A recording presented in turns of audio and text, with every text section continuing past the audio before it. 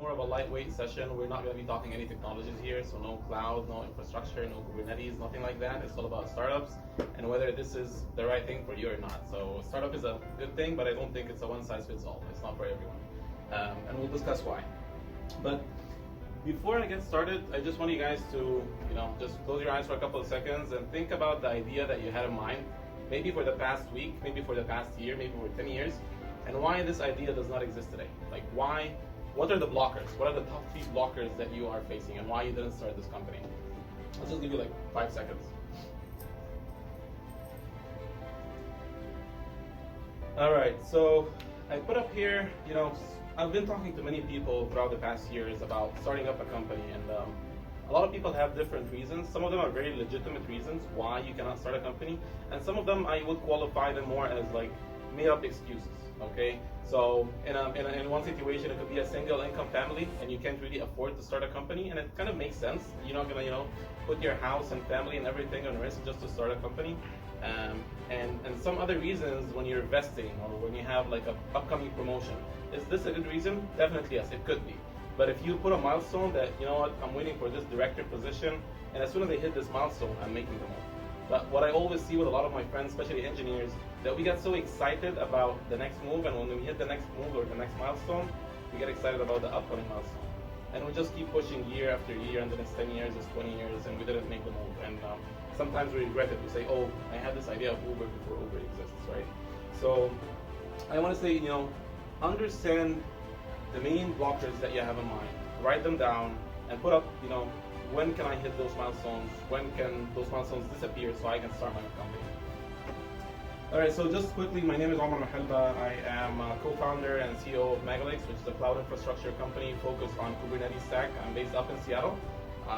Born and raised in Egypt. I moved up there 5 years ago. These are my beautiful ladies, my 2 kids and my wife.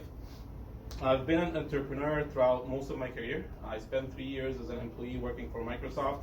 Other than that, I've been involved in different industries in retail, advertising, and now with Megalix, which is a cloud infrastructure solution. What we will be covering today is why start a company, when and how to start a company. I'll try to come out today with a very minimal, small framework for you guys to start following if you want to start your own company. And some of the common pitfalls, some of the common mistakes, some of them I made myself, and some of them are very common in the entrepreneurial ecosystem. And then what's next? Okay, the framework that we will come up with. So starting with the why, there are so many reasons why people want to start a company. Okay, people get excited about being an entrepreneur. Some people think it's a cool thing. Some people think it's an amazing thing. But when you start asking people, okay, why do you want to start a company? One of the very common reasons, and I love having conversations about startups, so I always talk to people about startups, and one of the very common things I hear from people, why you want to be a founder? Like, why does it excite you? And, money comes in. You see dollar signs all over their face, which is not very true, okay? This is not a good motivation for you to start a company. This is not a good why for you. And the main reason I'm saying this, I'm assuming most of the people in the room are engineers, so a lot of us make good paychecks, and you could end up making more money as an employee versus a founder in a technical company or a technical startup or any kind of startup, right? And money in the early days of a company, sometimes it's not really there. Okay, sometimes you're much well off in your own 9 to 5 versus being a founder, and in the downtime and the hardship, money will not be able to motivate you because money is not really there. So I don't think this is a good reason for you to start a company. And the next thing, which is, I think it's a misconception, and maybe, the media definitely plays a big role in those misconceptions about money. I want to be my own boss. I want to be flexible. If we talk about flexibility here, you don't really own your calendar. Okay, as your team grows, as you start, you and your co-founder, and then you have 4 employees, and then you have 10 employees, and then eventually, I hope you have 100 employees. Your calendar is not really owned by you, it's owned by your team. So you work for your employees. You are there to help them out. So you don't really own your calendar the way you think. And being your own boss is kind of a myth as well, because you kind of report to the board of directors, you report to the shareholders, you report to your team, you see what's going on. So it's not like being your own boss is a cool thing, but it's not a real thing. It's not a good reason for you to start a company. And what's really good, what's a good reason for you to start a company is one of those two things. Okay, whether you're passionate about something, and when I say passion, it could be you're passionate about technology, about a customer, about a problem that you want to solve. And passion is key because, like I mentioned, okay, it's a roller coaster, lots of ups and downs. And passion is the only fuel that will help you keep moving forward in the hardships. Okay, a startup is not easy. I think you guys heard this from a lot of people before. And passion is a good source of energy that will help you move on. As for impact, you guys can watch. There's a couple of good videos from YC, Y Combinator, about have impact and why start a company. And you can have a very big impact as an employee. I think there's employee number 1500 in Google. He's the one who came up with Google Maps. So you can have an impact and come out with a product that would change the world as an employee. But I believe as a startup founder, you'll have a much higher chance of having a real impact that you can witness yourself. Whether it's an impact to yourself, your family, your community, even you want to impact the world, right? So definitely these are two good reasons for you to why to start a company. So again, money, being your own boss, flexibility, screw these. These are not very good reasons for you to start a company. Think about something that you're really passionate about. And one last thing I like about this girl here, the amount of excitement, fear, that she doesn't know what's going to happen next. This is kind of how the startup is in the first years of a startup. You don't know what's coming next. You really don't know what's going to happen, right? So if you guys already like roller coasters, maybe startup is a good thing for you. Okay, so we're starting with the why, and then we'll be talking about when and how. So I'm trying to come up with a process here on how to start a company and when is the right time. Because I mentioned at the beginning that maybe a startup is not for everyone. Maybe it's for everyone, but at a specific point of time. So if we look back here at the first slide that we had, if you write down a couple of things that are your blockers, identify them, have them like very crystal clear in front of you. These are the two reasons, or the one reason why, or when I hit those milestones, I'm gonna go start up my own company. And again, it could be hitting a certain career promotion. As soon as I hit this, I'm out. I'm going to do my own startup. But the one thing I want to touch on here is you don't have to wait until this happens, because in some cases the milestone could be a few months away. Sometimes it could be a year away. Okay. So what I want you to really do is start today. Okay. You can start on your own idea today. You don't have to hit this specific milestone. Okay. Start working weekends. Start working weeknights. Start working, the 4th of July weekend. Don't take it off. Work on the idea that you have in mind. And this is a beautiful exercise. This will help you really understand whether, one, you have the entrepreneurship capabilities, and if you think this is too stressful and you cannot really work weekends and weeknights, maybe just startup is not the right thing for you. Because again, when you start a business, you will end up working weekends and weeknights, and you'll be ending, again, not owning your calendar. So I think one of the good things about starting today is that you will learn a lot about yourself, about the idea you're working on, and not just waiting for a certain milestone to happen 6 months from now. So I totally recommend that you start today. And again, a lot of engineers in the room, we know that we have a lot of good capabilities technically, and we know that we can, build an amazing product. But when you start working on it, instead of just talking to it, with a buddy of yours, and just start working on it, doing some real work, you will start exploring a lot of things about this idea that you didn't even know of. So start working today, don't wait in the future. And the other thing is start saving money, okay? When you quit your job and start your company, I recommend that you have a runway of at least 18 months for your personal finances. A startup is very stressful anyway, and for so many reasons. And one of the reasons that you want to avoid is being stressed financially with all the other stresses that come from a startup, right? The main reason I'm saying that is because you might have to quit too early because the startup didn't hit the right traction that you were expecting. So you ended up quitting a few months early just because you don't have enough savings and you have a mortgage payment coming up and you don't want to lose your house, right? So I totally recommend working on your financials before making the move to a startup ecosystem. And then the last thing with the when and how is something I hear a lot, which is I want to get all my ducks in a row and then make the move, okay? And I was having this conversation with a friend who works for Microsoft. He's been with Microsoft for the past 17 years. And I was asking him, okay, so what do you mean? He's so excited, he's so passionate about being a startup founder, and he want to start as soon as possible, but he's waiting to get his ducks in a row and then make the move and quit from Microsoft. I was like, okay, can you explain this further to me?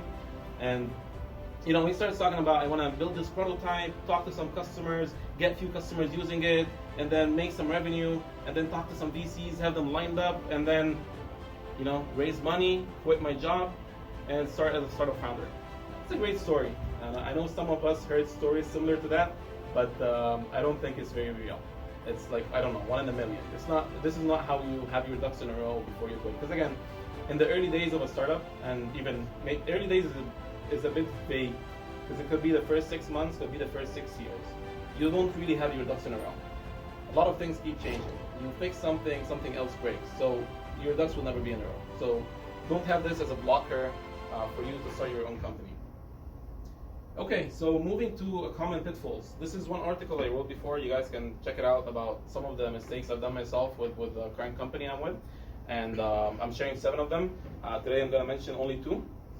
So before talking about these 2, one thing I highly recommend is if you want to start a company, talk to startup founders. Surround yourself with the right group of advisors, okay?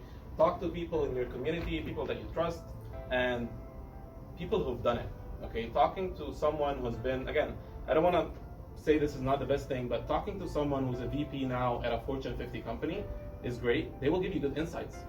But the problem that they're facing is very different than the problems that you will be facing in your early days as startup founder. So the advice that they will give you, it might not be 100% relevant, right? Because their biggest problem is they have only $10 million budget and 50 people to ship this product. In your early days, you will not have this budget, you will not have that team of qualified people. So talk to someone who's been doing this for the past 2 years only. And maybe he's not very successful. But the advice that they will give you is much better than having it from more expert corporate people. So first thing is validation. When I mentioned you guys can start working today, one of the things that you can start doing today is validating your idea. And by validating this idea, these are 2 snapshots from a book called Talking to Humans. Okay, I have a slide at the end about the books that I recommend reading. But this book is by Jeff Constable. It's an amazing book, 80 pages. You guys can read it on your way back today. It helps you understand the basics of how to validate an idea. Okay, how to talk to people about the idea of yours. Because one of the things, if you have the passion of an entrepreneur and you go talk to a friend of yours or a family member or someone, you get so emotional, right? Like this guy over there is quitting his job and he's putting everything and in this idea, and he wants to get your feedback. So I'm expecting one thing from you. I'm expecting that you would tell me that this is the best idea you've ever heard. Okay? And in many cases, first degree connections, whether it's family or friends, they will give you this fluff. They will give you the feedback that you want to hear. Just because, in most of the cases they don't understand what you're talking about. They have no idea about that business. They're not your customer. But they're just excited. You're excited and they're excited and they want to make you feel good. And we as human beings, we want to feel good. So we seek this self-satisfaction. So working on the validation is super important, but doing it in the right way is even more important, okay? And again, this other guy here is getting validation from his parents. Yes, parents sometimes can have amazing insights, but they're very emotional. They want to make sure that their son or their daughter is super happy, and they want to be, super proud of them. So again, validation is something that you can start today. You don't have to wait, and it's something that you need to just study. Just read this book, amazing book. I highly recommend it. And the second common mistake is building. Again, this is, I would say it's more of an engineering mistake that we like to build. I'm not an engineer myself, but my co-founder is, and I've always been working with engineers in DevOps space. We love to write code, right? You love to just write code and see something happen and ship a product, right? So one of the common mistakes that you would end up doing as a startup founder is that you're building. This is the skill that you're so good at. So you keep building, but you're building something that nobody cares about. You're building something that you think is amazing, but maybe it's not. So before spending a lot of time on building, build a mediocre product. Even if it's a prototype, not a prototype, but like more of a mock-up, okay? And get feedback on this mock-up. Don't spend time writing, coding, and developing something and doing the best UI and making sure the color is orange on this side and blue on the other side. Nobody cares about this. So do the minimum viable product. This is part of a lean startup book. If you guys haven't read it, again, it's an amazing book that you have to read. And this is Steve Blank's take on it. Instead of build, measure, learn, but more of adding code, data, and ideas. And what I think you need to spend most of your time on before product market fit is measuring and learning. Spend minimum time possible on building. Okay, build something, anything, and just ship it, and go talk to people. The amount of feedback and the value of this feedback is much higher than the time that you will be spending building. Okay. Yeah, this was one of my personal mistakes that I've done previously in the past. When you again, so it's a mix of validation and building. Okay, you spend a month building, okay, and then you go out there. You don't do a very good job in validation, so you ask the questions the way that you want to hear the answers for, and then you go back and spend 6 months building. So you did not do a very good job in validation, and you spent a lot of time building. Guess what? You wasted a lot of money, wasted your time. Not really wasted, but it cost you a lot of money, cost you a lot of time, and you ended up with a product that nobody really cares about. So selling before you build is really important, and the right validation is really important. And it's very common that we make those mistakes in the early days of a startup. Okay, any questions so far, or should I keep going? Okay. All right, so we'll move forward then.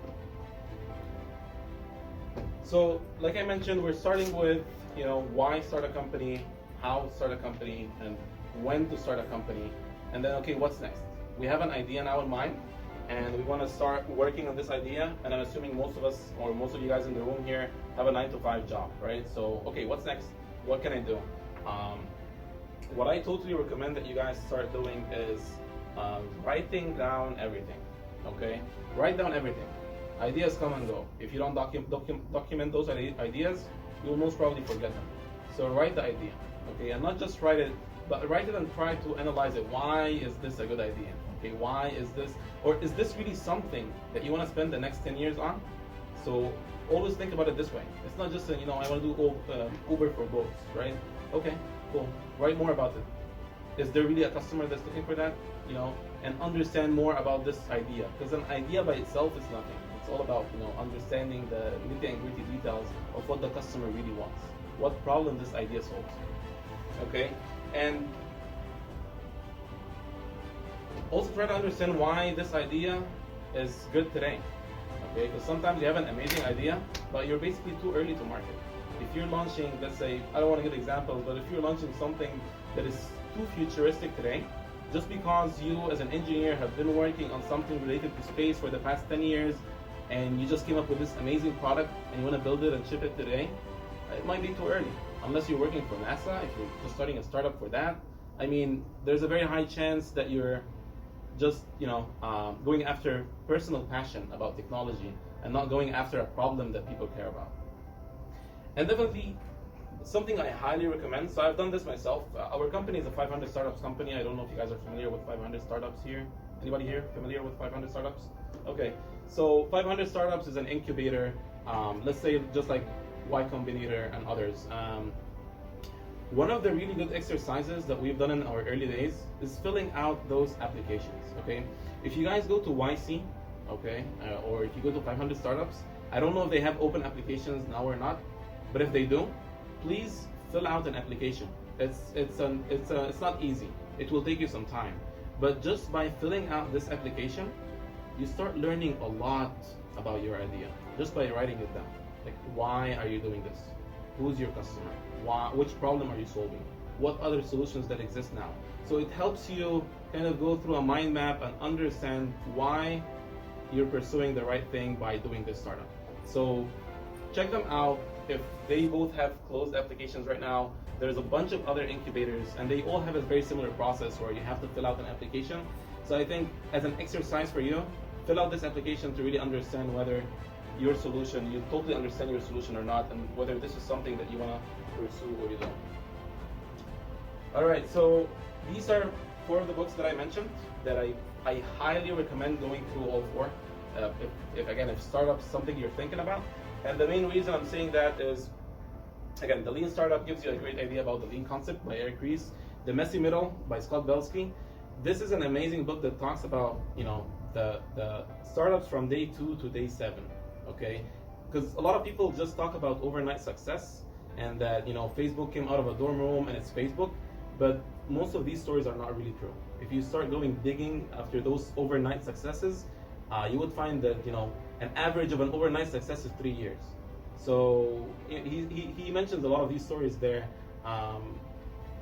And the other one is Hard Thing About Hard Things. This one talks about, anybody read any of these books here? Did anybody go through Hard Things About Hard Things? Yeah, this is a great book about how hard it is to run a company. So earlier in the talk I mentioned the early days of a company, right? And you cannot get your ducks in a row. This guy struggled, not just the early days, like even he was talking about how bad his IPO was for his company, which he later sold for I think 1.2 billion or something. But this is why the word early days of a startup, it's really hard to define what an early day is. Because again, it could be 6 years and you're still in your early days. It could be 8 years and you're still in your early days.